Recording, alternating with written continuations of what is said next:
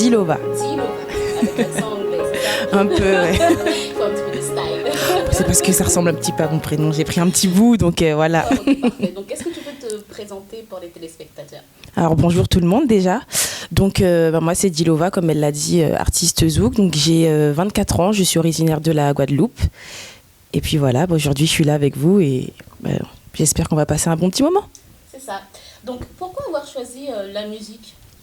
En fait, je dirais que j'ai pas choisi. C'est voilà, ça s'est fait comme ça. Je suis née entre guillemets dans la musique. J'ai toujours aimé tout ce qui tournait autour. Je fais de la danse, je fais plein de choses qui sont autour de la musique et c'est venu naturellement quoi. Je pense que je chante depuis que je peux faire du bruit avec ma bouche. D'accord. Et voilà. D'accord. Alors, est-ce que vous travaillez à côté ou c'est votre seul métier? Alors oui, à côté, je travaille. En fait, ça me permet vraiment de m'axer vraiment que sur la musique sans penser à tout ce qui est autour, tout le côté financier ou quoi. Je sais que voilà, j'ai mon travail et la musique, c'est vraiment par passion et voilà, ça me permet vraiment de faire la musique comme j'en ai envie et pas comme on le demanderait ou voilà. D'accord. Donc, alors, que pensez-vous du zouk d'aujourd'hui? Le zouk d'aujourd'hui, je trouve qu'il a beaucoup changé, donc en bien et aussi en mal. Mais après, voilà, tout évolue, donc la musique évolue aussi et il faut faire avec, tout simplement. D'accord. Et le monde artistique, est-ce que vous pensez que c'est facile pour nous, jeunes antillais ou noirs, est-ce que c'est facile de percer dans la musique? Je dirais que non, parce que déjà, la musique, entre guillemets, antillaise est assez fermée. C'est vrai que après pour toute la musique qui est autour, on est un peu mis à part. Donc voilà, on peut dire un peu que tout le monde se connaît, tout le monde se croise. Et c'est vrai que c'est assez difficile parce que ceux qui sont déjà en place, ils ont déjà leur place. Et après, pour se faire un nom et surtout l'assumer derrière, puisque on peut sortir un titre qui marche et puis après ne plus rien faire qui marche derrière. Donc c'est quand même un gros travail, je trouve. Et vous, par exemple, dans les radios, dans les choses comme ça, est-ce que vous pensez que, par exemple, les radios ou les chaînes télé, parce que maintenant on a des chaînes télé et des radios pour nous représenter, est-ce que vous pensez que c'est accessible pour tous?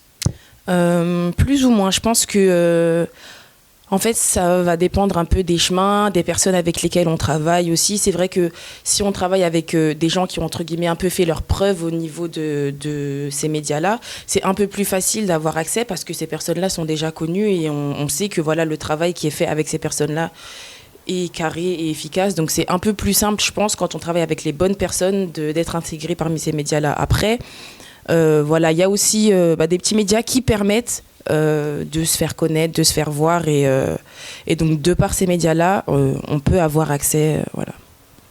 Alors, quel est votre univers musical? Univers musical. Alors, est-ce qu'on peut dire réellement que j'ai un univers musical? Je touche un peu à tout. J'aime la musique en elle-même. J'aime pas un style de musique particulier. Donc après, par rapport à tous les styles de musique que j'écoute, j'essaye de mettre un peu de toutes les touches et puis ça donne ma musique, quoi. D'accord. Mets-moi fort, bon moi l'amour encore, qu'un fort, parce nous savons demain, non mais qui sépare nous, sans fait effort, bon moi l'amour encore, moi mais aussi fort. Qui date un petit peu de quelques années. Un amour d'été. Alors ce titre-là, c'est un titre que j'ai fait aussi avec DJ Ladji. Et donc, qui a été produit par Nichols, et donc sur la compile Érogène Compas 3. Donc voilà, c'est un titre un peu plus compas, c'est un mélange de zouk et de compas. Donc voilà, on a essayé un peu de toucher tout le monde et c'est un titre que j'affectionne beaucoup. Et j'ai vraiment aimé travailler avec Nichols sur ce titre-là et voilà, c'est quelqu'un que Alors, est-ce que tu peux nous parler un peu de tes premières scènes? Oh là là, mes premières scènes. Alors déjà, j'étais toute petite, j'étais encore au collège.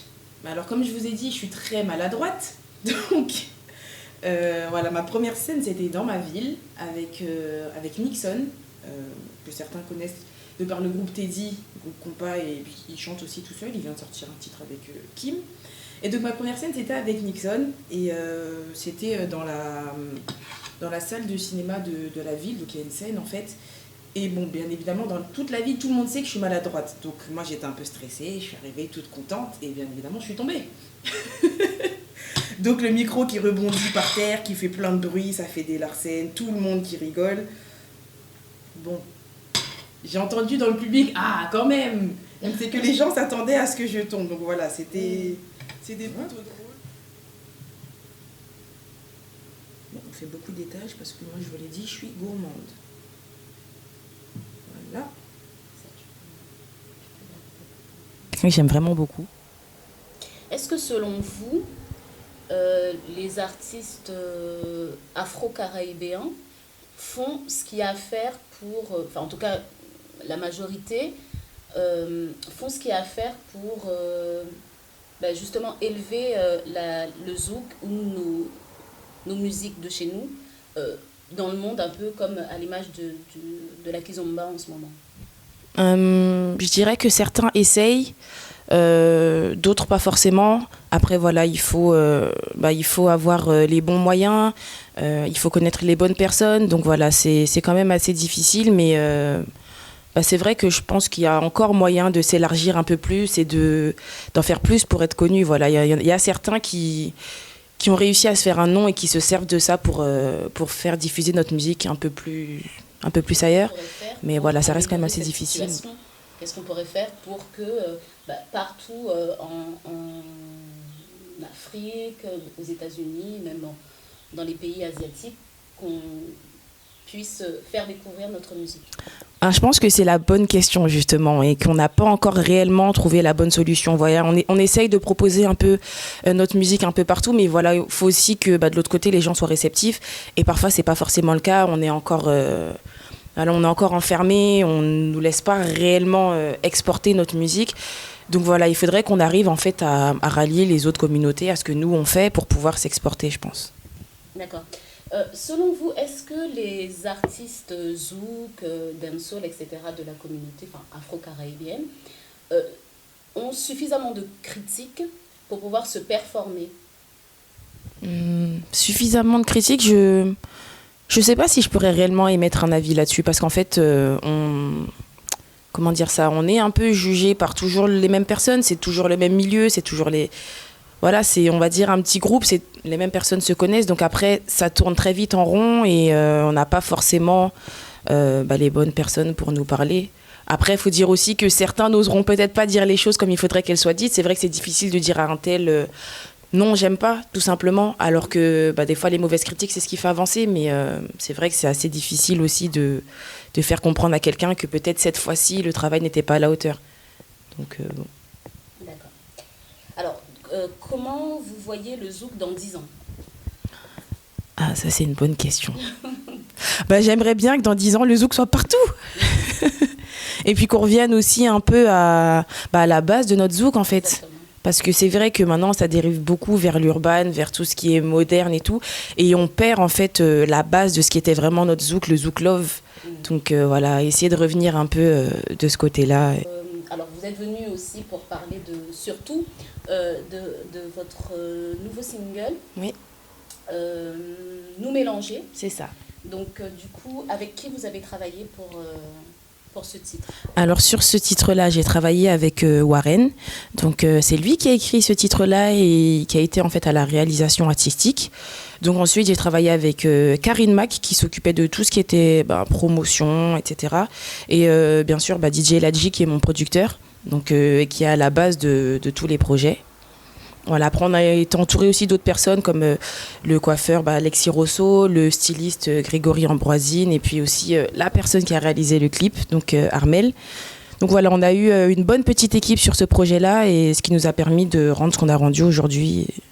Très beau rendu. Parce que vous avez un très très très joli clip et vous avez travaillé avec les meilleurs pour... C'est ça, voilà. Esthétique et même comparé à d'autres clips que vous avez pu faire auparavant, on voit bien le niveau a complètement changé. C'est ça. Sur ce dernier titre. Donc, est-ce que ça a vraiment marqué l'évolution en fait et puis vraiment le changement entre guillemets l'amateurisme et maintenant les choses qui sont un peu plus professionnelles, un peu plus carrées. Donc voilà, on voit vraiment la différence et c'est ce que je voulais.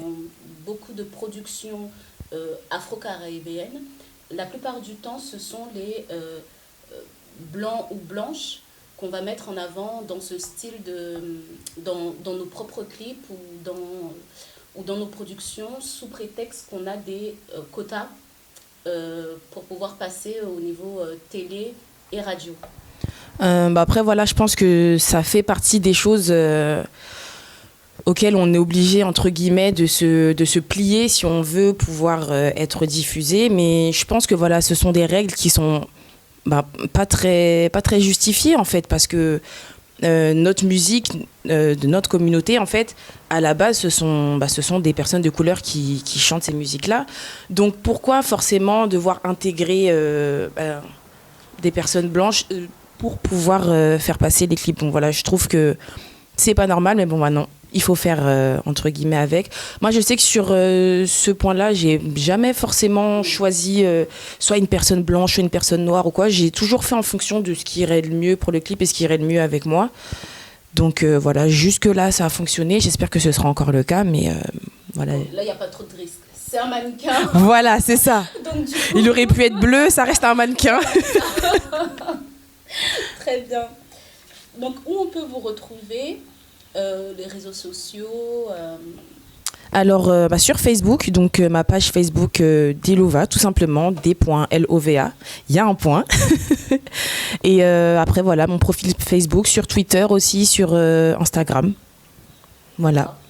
Alors, est-ce que vous avez prochainement des prestations? Alors là, on était surtout axé sur la promotion du titre. Ensuite, moi, je pars en Guadeloupe dans un mois. Donc voilà, j'aurai des prestations là-bas. Donc après, pour tout ce qui est booking et tout, c'est Karine Mac qui se charge de ça. Donc voilà, pour toutes les personnes qui souhaitent la contacter pour le booking, Karine Mac sur Facebook. Et voilà. Très bien, merci. On va appeler ça la Diloto. Et l'émission Mac 10, donc pour Kalina Prod, on a reçu Dilova. Donc on a passé un très bon moment. Oui. Et on se dit à la prochaine et plein de bonnes choses pour cet été. Plus de colère, en nous mélanger, nous, on enterre la hache de guerre. En nous mélanger, nous, prends-moi comme si c'était premier jour. Toute une vie à refaire, mélangez-nous.